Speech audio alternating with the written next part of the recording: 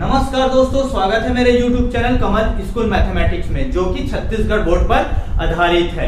आज हम असाइनमेंट के ऊपर बात करेंगे। बहुत से बच्चों को असाइनमेंट कैसे बनाया जाए, उसको कैसा लिखा जाए, उसमें परेशानी जा रहा था। तो उनकी परेशानियों को दूर करने के लिए मैं यहाँ पर उपस्थित हुआ हूँ। आज हम असाइनमेंट कैसे बनाया जाता है, उन असाइनमेंट के क्वेश्चनों को कैसे हल किया जाता है, उस पर बात करेंगे। जो कि आज हम छत्तीसगढ़ बोर्ड के सत्र 2020-21 माह सितंबर के कक्षा 10वीं विषय गणित के असाइनमेंट 1 के ऊपर बात करेंगे। ठीक है, इस असाइनमेंट में टोटल 6 क्वेश्चन है। इन 6 क्वेश्चन को बारी बारी से मैं कैसे हल किया जाता है उसको बताऊंगा, आपकी पूरी समस्याओं को दूर करूंगा। और ठीक है, तो हम लोग पहले क्वेश्चन के ऊपर बात करते हैं। पहला क्वेश्चन क्या है, उसको कैसे हल किया जाएगा। भाजक डिवीजन, भाजक दिया है अर्थात उसको इंग्लिश में डिवीजन बोला जाता है 3x की घात 2 ऋण 2x धन 2। इसी प्रकार भागफल दिया जाता है, उसको इंग्लिश में कोसेंट बोला जाता है, बराबर कितना दिया x प्लस 1 तथा शेषफल अर्थात रिमाइंडर कितना दिया है 3। जब ये दिया है तो हमको क्या निकालना है, भाज्य डिविडेंड ज्ञात कीजिए बोला है, तो उसको डिविडेंड अर्थात भाज्य को ज्ञात करना है। ये क्वेश्चन पहला चैप्टर बहुपद का है। ठीक है, जिसको मैं बता चुका हूं। मैं इस असाइनमेंट में टोटल 3 चैप्टर का क्वेश्चन आया है, फर्स्ट से लेकर थर्ड तक। ठीक है, जो कि एक चर का द्विघात समीकरण तक का आया है। ठीक है, इन सभी चैप्टर का मैं वीडियो बना के अपलोड कर दिया हूं। हर एक क्वेश्चन को बताया हूं मैं इसका, इन सभी क्वेश्चन का वीडियो बना के। ठीक है, तो आप उस वीडियो को देख सकते हैं। इसका डिटेल कैसे, इसको एकदम डिटेल से मैं बताया हूं। बहुपद को, वर्ग समीकरण को, इन सभी चैप्टर को, निकाय को, इन सभी चैप्टर को मैं डिटेल से बताया हूं। आप अगर उन वीडियो को नहीं देखे होंगे तो मैं उन सभी वीडियो का लिंक इस वीडियो के डिस्क्रिप्शन में दे दूंगा। आप वहां से बारी बारी से देख सकते हैं। उसको डिटेल से कैसे, बेसिक कॉन्सेप्ट कैसा है, उसको बेसिक कॉन्सेप्ट को आप लोग पढ़ सकते हैं वहां से। ठीक है, परंतु मैं आज असाइनमेंट के ऊपर बात कर रहा हूं। तो अगर वो वीडियो को आप लोग अच्छे से देखेंगे तो ये सब कुछ नहीं है, सब क्वेश्चन तो आसानी से बन जाएगा। ठीक है, तो आगे बढ़ते हैं हम लोग। प्रश्न नंबर 1 जो दिया है, ठीक है, इसको कैसे हल करेंगे। जो दिया है उसको पहले लिख देते हैं। ठीक है, आपको अच्छे से बनाना है, पूरा नंबर मिलना चाहिए आपको। तो दिया है, क्या दिया है, इसमें दिया है, क्या दिया, भाजक। भाजक दिया है, भाजक बराबर कितना दिया, 3x की घात 2 ऋण 2x धन 2। इसी प्रकार क्या दिया है, भागफल जो दिया है उसको लिख दो। भागफल बराबर कितना दिया, x धन 1 तथा शेषफल, शेषफल क्या दिया है, शेषफल 3 दिया है। और भाज्य क्या है, आखिर में आता है भाज्य। इसको क्या करना है, हमको ज्ञात करना है। ठीक है, ज्ञात करना है। आप लोग इसको, मैं एक लाइन में लिखा हूं क्योंकि मेरे लिए जगह कम रहता है। ठीक है, आप लोग इसको एक के नीचे ऐसा लिख सकते हैं। भाजक, फिर भागफल नीचे में, फिर शेषफल, फिर भाज्य ज्ञात करना है। ठीक है, अब हम लोग इसका सूत्र में बताया था, एक सूत्र था इसको हल करने का, एक फॉर्मूला था। अगर वो फॉर्मूला पता नहीं होगा तो मेरा जो बहुपद चैप्टर पढ़ाया हूं, मैं बहुपद को बहुत अच्छे से बताया हूं, आप उस वीडियो को देख सकते हैं इसका बेसिक कॉन्सेप्ट के लिए। ठीक है, अगर उन सब वीडियो को देख लोगे तो ये सब क्वेश्चन तो कुछ भी नहीं, आप आसानी से उसको सॉल्व कर सकते हैं। ठीक है, तो ये भाज्य, ठीक है, क्या होता है फॉर्मूला देखो, भाज्य, भाज्य बराबर क्या होता है, भाजक गुणा भागफल। ठीक है, भागफल धन शेषफल, ये होता है फॉर्मूला। अगर आप इंग्लिश मीडियम के बच्चे हैं तो कैसे लिखेंगे, भाज्य की जगह क्या लिखोगे, डिविडेंड, भाजक की जगह क्या लिखोगे, डिवीजन, इनटू कोसेंट, भागफल की जगह प्लस शेषफल की जगह रिमाइंडर। ठीक है, ये फॉर्मूला बन गया। अब क्या करेंगे, अब सभी वैल्यू को पुट कर देंगे। भाजक की जगह पे क्या आएगा, 3x की घात 2 ऋण 2x धन 2। ठीक है, ये, और भागफल की जगह पे क्या आएगा, x धन 1। हम लोग केवल मान को रखे, धन, शेष फल की जगह पे 3। ठीक है, अब इसको सॉल्व करेंगे, मतलब इसका मल्टीप्लाई, इन तीनों का मल्टीप्लाई इसके साथ होगा गुणा। ठीक है, इन तीनों का इसके साथ गुणा होगा, तो इसका गुणा इसके साथ होगा, मतलब 3x की घात 2 का गुणा पहले x के साथ होगा। ठीक है, x के साथ, इसको ऐसे लिख देते हैं, ये गुणा x। ठीक है, इसका गुणा इसके साथ, फिर ये प्लस है और ये भी प्लस, तो प्लस आएगा। 3x की घात 2 का गुणा किससे होगा? 1 के साथ। ठीक है, मैं आप लोग को डिटेल से पढ़ा रहा हूं। अब इसका क्या हो गया, अब इसका करेंगे, -2x का गुणा किसके साथ होगा? x के साथ। अब ये माइनस है और ये प्लस है, क्या आएगा? माइनस आएगा। माइनस ये 2x का गुणा किससे होगा? 1 के साथ। इसका मल्टीप्लाई हो गया। ठीक है, अब क्या करेंगे, अब 2 बच गया, 2 का गुणा इन दोनों के साथ होगा, तो प्लस है, +2 का गुणा x के साथ होगा। ठीक है, फिर +2 का गुणा 1 के साथ, 2 गुणा 1। अब ये +3, यहां तक का गुणा हो गया पूरा। ठीक है, अब ये धन 3 है। अब इसको सॉल्व करते हैं, गुणा हो रहा है, 3x की घात 2 गुणा x का गुणा होगा तो 3x की घात 3 आएगा। ये कैसे आएगा आप लोग देख सकते हैं, घात में कुछ नहीं, मतलब 1 है। जब समान घातांक पढ़े हैं हम लोग, ठीक है, किसी चर राशि, अगर कोई भी चर राशि समान रहता है और बीच में मल्टीप्लाई हो रहता है, तो क्या होता है, उसका पावर या घात क्या होता है, जुड़ जाता है। देखो 2 और 1 3 हो गया। इसी प्रकार धन 3x की घात 2 धन गुणा 1 के साथ करोगे कितना आएगा? 3x की घात 2। ठीक है, अब इसका गुणा करोगे ऋण और धन का, तो ऋण ही आएगा, 2x का x के साथ होगा तो 2x की घात 2 आएगा। ठीक है, ये जुड़ जाएगा, ये ऋण 2x आएगा। ठीक है, अब ये क्या हो जाएगा, धन 2x गुणा हुआ तो, ठीक है, अब ये कितना हो गया, धन 2, इन दोनों का गुणा हुआ तो धन 3। अब क्या होगा, ये सबसे पहले देखोगे तो 3x की घात 3, मतलब x की घात 3 वाला और कोई है क्या? नहीं है, तो उसको वैसे लिख देते हैं, 3x की घात 3। अब देखो आगे बढ़ोगे तो अब x की घात 2 वाला है, ये भी x की घात 2 वाला, दोनों समान चर राशि है, तो ठीक है, उसकी घात भी बराबर है तो जुड़ता है और घटता है। ठीक है, तो ये प्लस में माइनस में तो क्या होगा, घटेगा। तो क्या घटेगा, उसके सामने का जो पूर्णांक रहता है ना, उसी को जोड़ते घटाते हैं। ठीक है, तो 3 में से 2 गया, कितना आया? 1 आया। ठीक है, 1 x की घात 2, तो उसको हम लोग x की घात 2 बस लिख देते हैं, क्योंकि उसको 1 को लिखो, 1 के साथ गुणा होगा x की घात 2 का, तो x की घात 2 ही आएगा।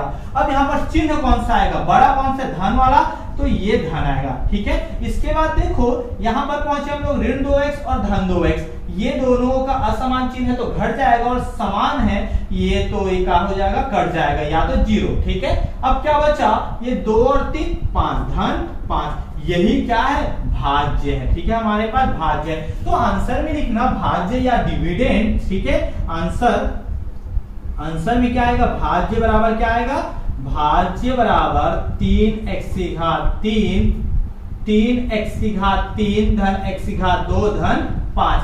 ये सिंपल सा क्वेश्चन है जो कि प्रश्न नंबर 1 का सॉल्यूशन है। ठीक है, अब आगे बढ़ते हैं हम लोग प्रश्न नंबर 2 की ओर। प्रश्न नंबर 2 बोल रहा है, यदि वर्ग समीकरण 9x की घात 2 ऋण kx धन 16 बराबर 0 के मान समान है तो k का मान ज्ञात कीजिए। बहुत बहुत बहुत इजी है ये। इस क्वेश्चन को, इस टाइप का क्वेश्चन को मैं बताया हूं। ठीक है, हम लोग बहुत आसानी से हल किए थे, ये भी वैसे ही है। इसको सॉल्व करते हैं हल। ये क्या है, सबसे पहले तो हम लोग इसमें से जो दिया गया वर्ग समीकरण को ना मानक रूप से तुलना करके a, b और c का मान ज्ञात करते हैं। a, b, c का मान तो ऐसे निकाल सकते हैं, a का मान 9 है, b का मान -k है और c का मान 16 है, ऐसा निकाल सकते हैं। ठीक है, परंतु हम लोग ऐसा नहीं निकालेंगे, हमको तुलना करके निकालेंगे, तभी पूरा में पूरा नंबर मिलेगा।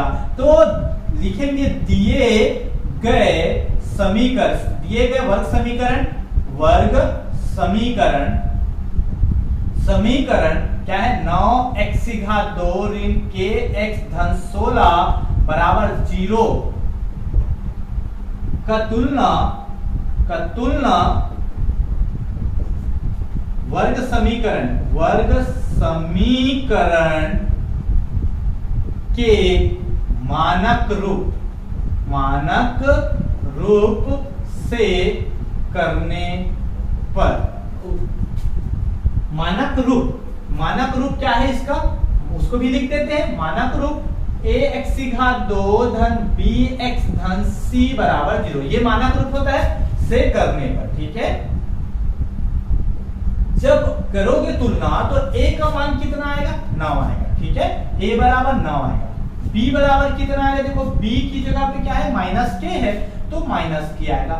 c बराबर क्या है, देखो c बराबर 16, ठीक है। देखो यहाँ पर कंडीशन क्या दिया है, वर्ग समीकरण के मान समान है, ठीक है। इतना याद रखिएगा कि इसमें 3 कंडीशन में पढ़ाया था। एक तो पढ़ाया था d बराबर 0, ठीक है, एक पढ़ाया था d का मान होता है 0 से बड़ा, और एक था कंडीशन था d का मान 0 से छोटा। तो ये 3 कंडीशन था। d अर्थात विविध का, ठीक है, विभेदक, ठीक है, ये होता है। तो ये d का मान अगर 0 हो तब क्या होता था, मूल वास्तविक और समान होता था, ठीक है। d का मान 0 से बड़ा अर्थात धनात्मक हो तब क्या होता था, मूल वास्तविक और असमान अलग अलग, ठीक है। और d का मान 0 से कम होता था ऋणात्मक, तब मूल काल्पनिक और क्या होता था, असमान होता था। इसको कैसे निकाला जाता था, इसके ऊपर भी हम लोग डिटेल से बात कर चुके हैं, ठीक है, चैप्टर 3 में, ठीक है, वर्ग समीकरण अर्थात एक चर का द्विघात समीकरण में इस पर डिटेल से बात कर चुके हैं। परंतु इसमें क्या बोला है कि मूल समान है, समान तो इसी में होता है, ठीक है। ये वाला 3 कंडीशन में कौन सा कंडीशन लागू होगा, ये वाला कंडीशन लागू होगा, क्योंकि मूल समान है, इन दोनों में असमान होता है। तो कैसे लिखेंगे हम लोग, दिए गए वर्ग समीकरण के मूल, वर्ग समीकरण के मूल, ठीक है, क्या होते हैं, वास्तविक और समान होते हैं, वास्तविक व समान होते हैं। कब होते हैं, यदि विविध कर या विभेदक, इसको d लिख सकते हैं, d बस लिख सकते हो, d बराबर क्या होता है, 0 होता है, ठीक है। d बराबर 0 होता है तभी ये कंडीशन मतलब ये मूल वास्तविक और समान होते हैं, ठीक है। ये वाला पहला कंडीशन। इसके बाद d का फॉर्मूला होता है, हम लोग पढ़े हैं, क्या होता है, b स्क्वायर माइनस 4ac, विभेदक का फॉर्मूला ये होता है b स्क्वायर माइनस 4ac। अब इन सब का वैल्यू को हम लोग क्या करेंगे, a b c का वैल्यू को इसमें पुट कर देते हैं, इसको समीकरण 1 डाल देते हैं, ठीक है। तो लिखते हैं समीकरण 1 में, ठीक है, a b व c का मान रखने पर, ठीक है, हम लोग रखेंगे तो b का मान कितना है, ऋण k, तो b की जगह पे ऋण k रखेंगे, ऋण k की घात 2, ऋण 4, a की जगह पे कितना आएगा 9 और c की जगह पे आएगा 16 बराबर 0, ठीक है। तो ऋण k की घात 2 क्या हो जाएगा, k की घात 2 हो जाएगा, ठीक है। ये इसको गुणा करेंगे, ठीक है, 16, 9 और 4 का गुणा करेंगे। जैसे गुणा करोगे, ठीक है, तो 4 निया 36 हो गया, ठीक है, 4 निया 36, 36 गुणा 16 कर लेते हैं, ठीक है, 36 गुणा 16 कर लेते हैं, कितना आएगा, 6 छक्का 36, 3 आएगा, 6 तिया 18, 19, 20, 21, 216। अब 1 छक्के 6 और 1 तिया 3, ये आएगा 6 और ये आएगा 7, ठीक है, 3 2 5, 576 आएगा, कितना आएगा, माइनस 576 बराबर 0। जब आप इसका गुणा करोगे 4 गुणा 9 गुणा 16 कितना आएगा, 576 आएगा, ठीक है, 576 आया। अब आगे बढ़ते हैं, देखो k का मान निकालेंगे तो ऋण उधर जाएगा तो धन होगा, ठीक है, तो k स्क्वायर बराबर क्या आएगा, ये धन 576, ठीक है। अब k का वैल्यू निकालेंगे तो वर्ग है तो उधर जाएगा, क्या हो जाएगा, वर्गमूल होगा, अर्थात स्क्वायर है तो उधर जाएगा तो स्क्वायर रूट होगा, ठीक है। तो क्या आएगा, k बराबर ये स्क्वायर रूट 576, साथ में क्या आएगा, प्लस और माइनस। जब भी हम लोग किसी चीज का वर्गमूल निकालते हैं तो उसका आंसर प्लस माइनस में आता है, ठीक है। अब इसको कैसे तोड़ते हैं, याद रखिएगा, इसको वर्गमूल कैसे निकाला जाता है, तो मैं आप लोग को आसान तरीका बताया था। ये इसको हम लोग क्या करते हैं, अभाज्य गुणनखंड निकालते हैं। किससे जाएगा, देखो 2 दूनी 4, ठीक है, 2 से भाग जाएगा, फिर 2 8 16, फिर 2 8 16, फिर 2 से जाएगा 2 1 कम 2, 2 चौक 8, 2 चौक 8, फिर 2 से भाग देंगे, 2 7 14, 2 दूनी 4, फिर 2 से जाएगा 2 3 6, 2 छक्के 12, फिर 2 से जाएगा 2 1 कम 2, 2 8 16, फिर 2 से जाएगा 2 निया 18, फिर 3 से जाएगा 3 एकम 3, 3 तिया 9, ठीक है, ये 3 एकम 3 आएगा, ठीक है। अब इसको हम लोग लिख दिए, k बराबर क्या लिखे, प्लस माइनस, ये कितना है 2 2 4 2 6, ठीक है, और ये 3 2 2 2 2 कितने बार है 6 बार है, ठीक है, ये 6 बार आया है, साथ में 3 2 बार, ठीक है। अब हम लोग क्या करते हैं, जब भी वर्गमूल निकालते हैं तो क्या करते हैं, इसको स्क्वायर रूट को हटाना है तो जोड़ी बनाते हैं। देखो इसमें 2 2 का जोड़ी, 2 का जोड़ी बन के बाहर निकलता है, इसमें से 2 निकलेगा, इसमें से 2 निकलेगा, इसमें से 2 निकलेगा और इसमें से 3, तो क्या आएगा प्लस माइनस ये 2, ठीक है, गुणा इसमें का 2 आ गया, गुणा इसमें का 2 आ गया और इसमें का 3, मतलब इसमें से 2 निकला, इसमें से 2 निकला, इसमें से 2 निकला और इसमें से 3। अब स्क्वायर रूट नहीं लगाना, ठीक है। अब आएगा k बराबर, क्या आएगा, k बराबर प्लस माइनस कितना 2 दूनी 4, 4 दूनी 8, 8 तिया 24, तो k बराबर कितना आएगा प्लस माइनस 24। तो k का वैल्यू निकालना था, ये पूछा था k का मान क्या होगा, तो आप लोग आंसर में क्या लिखोगे, उत्तर में लिखना k बराबर, ठीक है, उत्तर में क्या आएगा, k का मान प्लस माइनस 24 होगा, ठीक है, ये इसका आंसर हो गया। बहुत आसान है, आप आसानी से इसको हल कर सकते हैं। अब हम लोग आगे बढ़ते हैं प्रश्न नंबर 3 की ओर। प्रश्न नंबर 3 बोल रहा है, यदि वर्ग समीकरण के मूल 6 धन रूट 5 और 6 ऋण रूट 5 है तो वर्ग समीकरण बनाइए। बहुत आसान है। तो ये कैसे बनेगा, इसमें जो दिया है उसको लिख लेते हैं पहले, हल, ठीक है, हल क्या है, दिया है, ठीक है, वर्ग समीकरण के मूल दिया है, वर्ग समीकरण के मूल, मान लो पहला मूल क्या है अल्फा, अल्फा बराबर 6 रूट 5, ठीक है, आप केवल अल्फा भी नहीं लिखोगे चलेगा, ठीक है, मैं इसको लिख देता हूं, बीटा, बीटा बराबर 2 मूल है 6 ऋण रूट 5, ठीक है। हम लोग वर्ग समीकरण पढ़ते हैं तो 2 मूल मान के चलते, 2 मूल होता है उसको अल्फा बीटा ले लेते हैं, आप चाहे तो कुछ भी ले सकते हो, ठीक है, ये दिया है हमारे पास। अब क्या करेंगे, जब मूल ज्ञात हो ना, तो वर्ग समीकरण बनाने का एक फॉर्मूला बताया था मैं आप लोग को, अगर याद होगा तो, याद होगा बिल्कुल, क्यों नहीं होगा, वो फॉर्मूला क्या था, जब मूल ज्ञात होने पर, ठीक है, वर्ग समीकरण बनाने या बनने वाला सूत्र,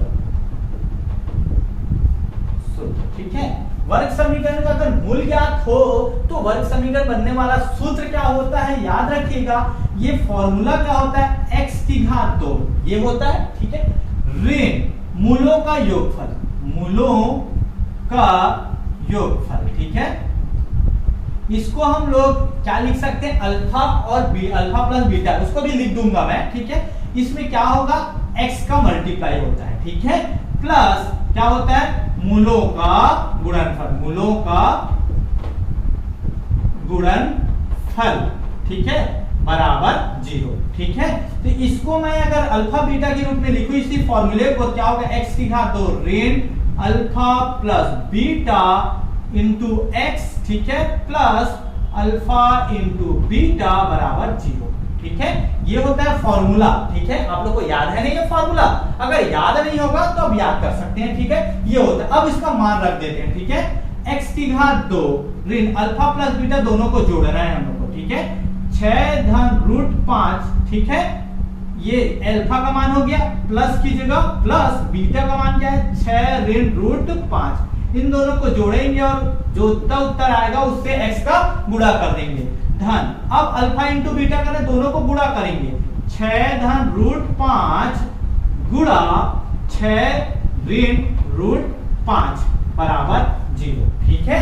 अब इसको गुणा करते हैं हम लोग, ये पहले तो इसको हल करते हैं, x की घात 2 ऋण, ये देखो इसको हल करेंगे तो देखो ये रूट 5 है और ये रूट 5, ठीक है, ये धन में है और ये ऋण में, तो ये तो कट जाएगा, ठीक है, 0, 6 और 6 जुड़ेगा कि घटेगा, जुड़ेगा, दोनों प्लस है तो कितना आएगा 12, तो ये आएगा 12, ठीक है, और इनटू ये x, ठीक है, इसको सॉल्व किया तो 12 आया। अब आगे हम लोग हल करेंगे, ये क्या हो जाएगा, ठीक है, इसको गुणा करेंगे।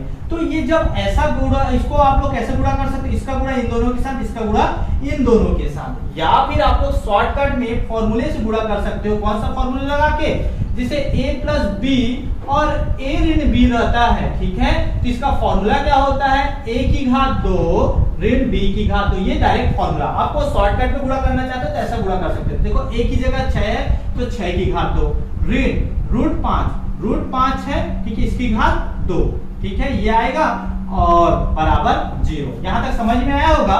ये रूट 5 की a की घात 2 ऋण b की घात 2।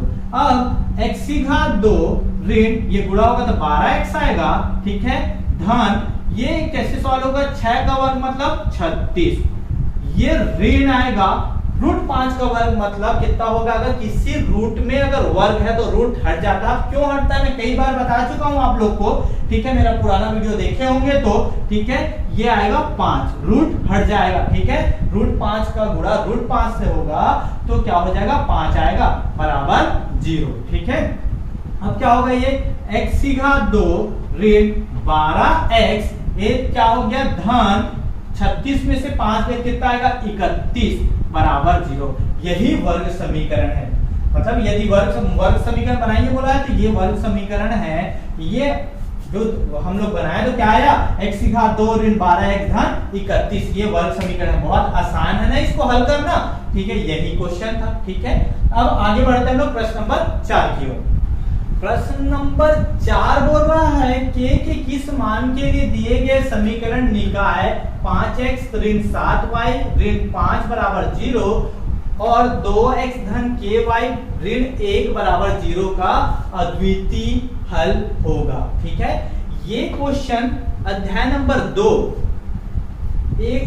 दो चरों का रैखिक समीकरण का क्वेश्चन है, ठीक है। ये अद्वितीय हल, इस तरह का क्वेश्चन को हम लोग हल किए थे, इसमें 3 कंडीशन होता था। एक अद्वितीय हल होता था तो क्या होता था, a1 बटा a2 बराबर नहीं है b1 बटा b2, ये कंडीशन आता था। और कोई अनेक हल हो तो क्या आता था, a1 a2 बटा b1 बटा b2 बराबर c1 बटा c2। और कोई भी हल नहीं होने का कंडीशन क्या आता था, a2 बराबर b1 b2 और बराबर नहीं है c1 बटा c2। ये तीनों कंडीशन को आप पढ़े थे, अद्वितीय हल के लिए, ये अनेक हल के लिए और ये कोई भी हल नहीं के लिए, ठीक है, इसको पढ़े हैं हम लोग, ठीक है। बस क्या करना है, अद्वितीय हल है होगा पूछा है तो अद्वितीय हल ये वाला कंडीशन को लगाएंगे। तो ये वाला कंडीशन को लगाने के लिए हमको क्या क्या होना चाहिए पता, a1 पता होना चाहिए, a2 पता होना चाहिए, b1 और b2 कहां से निकालेंगे, हम लोग दिया गया समीकरण से, ठीक है। तो हल करते हैं इसको, हल क्या लिखेंगे, दिया है, ठीक है, दिया है समीकरण क्या क्या दिया है, सबसे पहले 5x ऋण 7y ऋण 5 बराबर 0 ये दिया है। परंतु हम लोग इसको कैसे लिखेंगे, जो x और y को एक तरफ करते हैं अंक वाले को उधर भेज देते हैं, क्या आएगा 5x ऋण 7y बराबर 5, ठीक है, ये हुआ। इसको हम लोग समीकरण 1 मानते हैं। दूसरा क्या दिया है,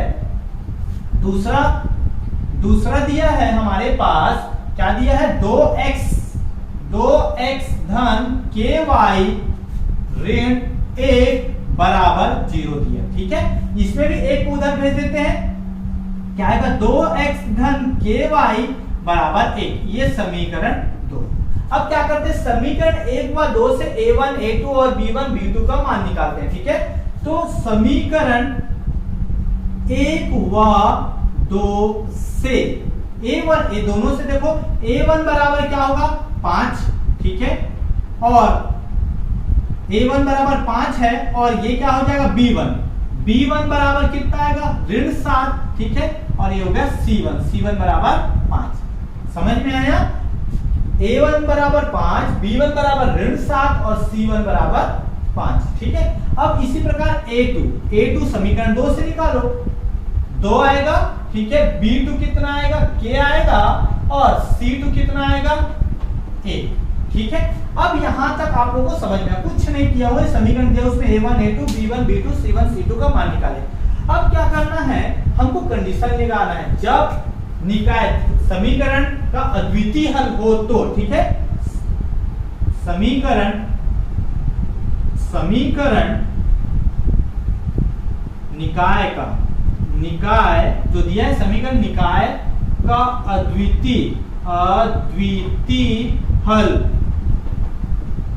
हो, तो जब अद्वितीय हल होगा तो कौन सा कंडीशन लगता है, क्या लगता है, हो तो A1 बटा A2 बराबर नहीं है B1 बटा B2, ये वाला कंडीशन लगता है। ठीक है, ये फॉर्मूला, ठीक है, इसमें हम लोग फॉर्मूले में पुट कर देते हैं। A1 A2 B1 B2 का मान रख देते हैं। A1 की जगह पे क्या आएगा 5, A2 की जगह पे कितना आएगा 2, बराबर नहीं है B1 की जगह -7 और B2 की जगह पे k। ठीक है, अब क्या करते हैं, इसको तिर्यक गुणा क्रॉस मल्टीप्लिकेशन करते हैं। 5 का गुणा k के साथ और 2 का गुणा -7 के साथ, तो क्या आएगा 5k, ठीक है, बराबर नहीं है -7 गुणा 2। ठीक है, तो क्या आएगा 5k बराबर नहीं है, कितना आएगा -14, ये आएगा। इसको गुणा किए तो अब इसके बाद इसको इधर हल करते हैं। क्या दिया देखो 5k बराबर नहीं है क्या है -14। ठीक है, तो k का मान निकालेंगे तो क्या आएगा, k बराबर नहीं है -14 बटा 5।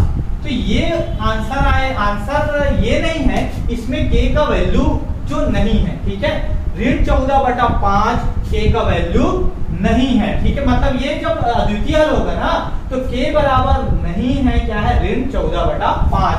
तो इसको लिखे कैसे, देखो इसका मतलब होता है k बराबर नहीं है -14 बटा 5, मतलब k का मान -14 बटा 5 नहीं हो सकता। मतलब इसके अलावा जितना भी मान है ना, वास्तविक मान है, उसके लिए ये सत्य है। ठीक है, अद्वितीय हल है। अर्थात लिखेंगे कैसे, k के -14 बटा 5 के मान अतिरिक्त, देख मतलब इसका मतलब है के -14 बटा 5 के मान के अतिरिक्त, मतलब इसको छोड़कर -14 बटा 5 को छोड़कर अन्य सभी वास्तविक मानों के लिए समीकरण निकाय का अद्वितीय हल होगा। मतलब ये अद्वितीय हल किसके लिए होगा पूछा है, तो हम ये -14 बटा 5 के लिए अद्वितीय हल नहीं होगा, उसके अतिरिक्त जितने भी मान होंगे ना उसके लिए क्या है, ये अद्वितीय हल होगा।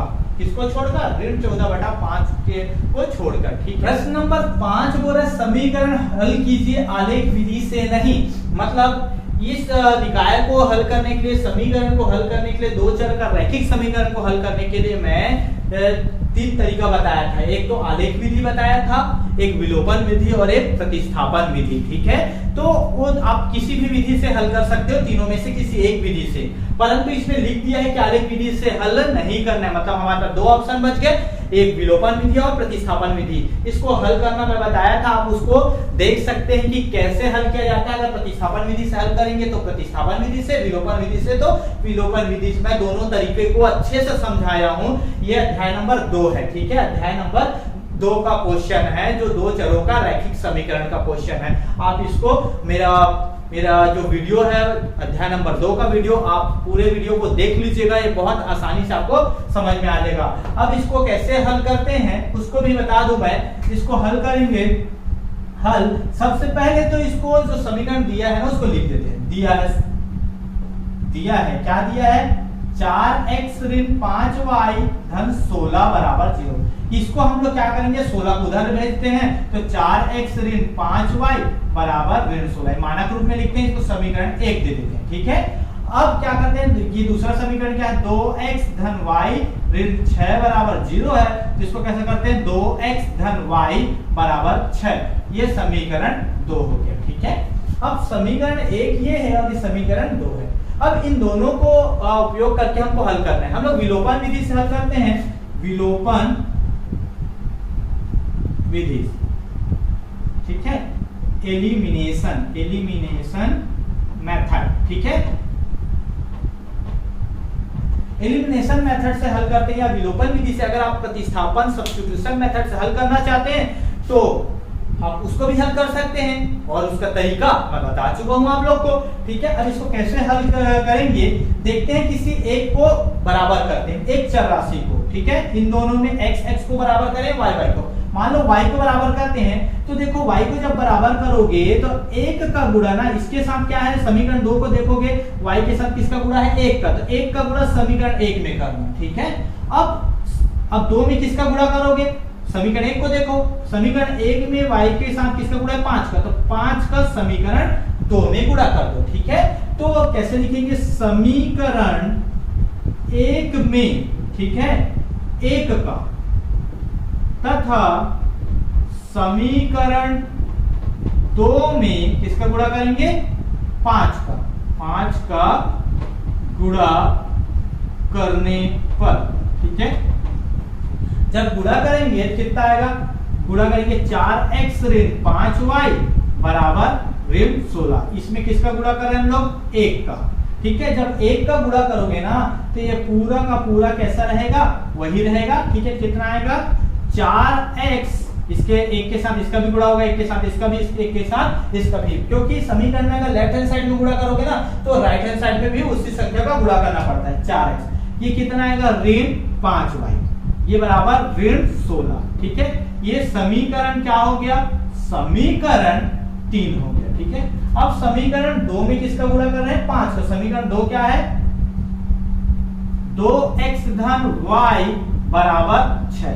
इसमें हम लोग किसका गुणा कर रहे हैं, हम लोग 5 का, ठीक है। तो 5 का गुणा करेंगे कितना होगा, 5 का गुणा इसमें होगा, 5 दूनी 10x आएगा, 5 का गुणा y के साथ होगा तो 5y आएगा, और 5 का 6 के साथ गुणा होगा 5 छक्के 30 आएगा। ये समीकरण 4। अब देखते हैं, देखो ये बराबर हो गया, ये y वाला टर्म्स बराबर हो गया, 5y है, ये भी 5y। अब एक ऋण है और एक धन है, ठीक है। अब कैसे हल करेंगे, एलिमिनेट करेंगे y को टर्म्स को, ठीक है। तो कैसे होगा, अगर दोनों में असमान चिन्ह रहता है तो दोनों समीकरण को क्या करते हैं, जोड़ देते हैं। अगर समान चिन्ह रहता है तो क्या करते हैं, घटा देते हैं। तो दोनों में कैसा चिन्ह है, असमान है, तो क्या करेंगे, जोड़ देंगे। तो क्या होगा, समीकरण 3 धन समीकरण 4, 3 और 4 को जोड़ते हैं, ठीक है। 3 क्या है 4x ऋण 5y बराबर क्या है ऋण 16, ठीक है। अब समीकरण 4 क्या है 10x, ठीक है, धन 5y बराबर क्या है 30। अब दोनों समीकरण को जोड़ेंगे हम लोग, तो जोड़ेंगे तो क्या होगा, देखो जोड़ते हैं तो कोई चिन्ह नहीं बदलता किसी का, ठीक है। अगर घटाते तो नीचे वाले का चिन्ह बदल जाता है। तो ये जोड़ेंगे कितना होगा 4 और 10 14x, ठीक है। ये ऋण 5y धन 5y कट जाएगा, ठीक है। अब ये क्या हो जाएगा, जुड़ेगा तो जोड़े हैं तो चिन्ह नहीं बदलेंगे, तो परंतु ये 30 धन में है और ये ऋण किसमें है 16 ऋण में है। तो एक धन है एक ऋण है, तो क्या हो जाएगा, घटेगा तो 30 में से 16 गया कितना आएगा 14 आएगा, ठीक है। और धन 14 आएगा कि ऋण 14 आएगा, धन आएगा क्योंकि ये बड़ा है, ठीक है। अब क्या होगा x बराबर क्या आएगा 14 गुणा है तो 14 इधर भाग होगा, कितना आएगा 1, तो x बराबर कितना आया 1 आया, ठीक है। अब इस x का मान को हम लोग किस में रख देते हैं, समीकरण 1 या 2 में रख देते हैं, ठीक है। तो x का मान को हम लोग समीकरण 1 में रख देते हैं, ठीक है। 1 में भी रख सकते हो और 2 में भी रख सकते हो, चलो 1 में रख देते हैं। x बराबर 1 समीकरण 1 में रखने पर, ठीक है। जब 1 में रखेंगे x का मान तो कितना आएगा 4 इंटू x की जगह कितना है 1 ऋण 5y बराबर कितना आएगा ऋण 16, ठीक है। अब क्या होगा 4 एकम 4 ऋण 5y बराबर ऋण 16, ठीक है। तो 4 इधर धन करे, सामने का चिन्ह देखना, y का मान निकालेंगे तो ये समीकरण को हल करेंगे, 4 के सामने इधर धन है तो उधर जाएगा क्या हो जाएगा ऋण होगा, तो ऋण 5y बराबर ऋण 16, ऋण क्या हो जाएगा सामने का चिन्ह को देखना है, ठीक है। 4 के सामने क्या है ऋण है, तो ऋण 5y बराबर कितना आएगा ऋण 20 आएगा, ठीक है। अब क्या होगा, ये ऋण 5 इधर गुणा कर रहा है उधर जाएगा तो भाग करेगा, तो ऋण 20 बटा ऋण 5 ये कैंसल, तो 5 एकम 5 5 चौक 20, तो y का मान कितना आया 4 आया, ठीक है। तो हमारे पास आंसर क्या आया x और y का मान, x बराबर आंसर में क्या लिखोगे x बराबर कितना 1 तथा y बराबर कितना 4, ठीक है। ये हमारा आंसर है। अगर आप इसको उत्तर की जांच करना चाहते हैं तो x और y का मान जैसे समीकरण 2 में रख के देख सकते हो हमारा उत्तर सही है कि नहीं। तो x का मान 1 रखोगे तो कितना आएगा 2 और y का मान 4 रखोगे तो कितना आएगा 2 और 4 6 आएगा, आया ना राइट हैंड साइड, मतलब हमारा आंसर सही है। ठीक है, ये रहा प्रश्न नंबर 5 का सॉल्यूशन। अब आगे बढ़ते हैं हम लोग प्रश्न नंबर 6 की ओर। प्रश्न नंबर 6 क्या है, समीकरण हल कीजिए x धन 1 बटा x ऋण 1 ऋण x ऋण 1 बटा x धन 1 बराबर 5 बटा 6। ये क्वेश्चन बहुत आसान है। ये क्वेश्चन कौन सा प्रश्न का है, अध्याय नंबर 3 का। अध्याय नंबर 3 का एक चर का द्विघात समीकरण अर्थात वर्ग समीकरण का है। ठीक है, ये प्रश्नावली 2 का प्रश्न क्रमांक 4 का 10वां क्वेश्चन है। ठीक है, इस क्वेश्चन का सॉल्यूशन मैं बता चुका हूं। ये मेरा इस चैप्टर जब पढ़ाया था ना, एक चर का द्विघात समीकरण के पार्ट 3 में, मतलब तीसरा पार्ट जब पढ़ाया था तो उसमें इस क्वेश्चन का सॉल्यूशन मैं बता चुका हूं। तो आप उस सॉल्यूशन को वहां से देख सकते हैं। ठीक है, मैं इस वीडियो का पार्ट 3 का वीडियो का लिंक इस वीडियो के डिस्क्रिप्शन में दे दूंगा, आप वहां देख सकते हैं। साथ ही साथ अगर आप ऐसा नहीं देखना चाहते तो आप ऐसे देख सकते हैं। प्रश्न नंबर 6 का सॉल्यूशन देखने के लिए आपको सबसे पहले अध्याय नंबर 3 एक चर का द्विघात समीकरण क्वाड्रेटिक इक्वेशन के पार्ट 3 में जाना पड़ेगा। पार्ट 3 में जाने के लिए आपको सबसे पहले अपने यूट्यूब में एक क्लिक करना पड़ेगा, यूट्यूब पर जाना पड़ेगा। तो यूट्यूब पर क्लिक किए, क्लिक करने से एक यूट्यूब का होम पेज खुला। अब वहाँ पर सर्च ऑप्शन है, सर्च ऑप्शन में जाकर आपको टाइप करना होगा कमल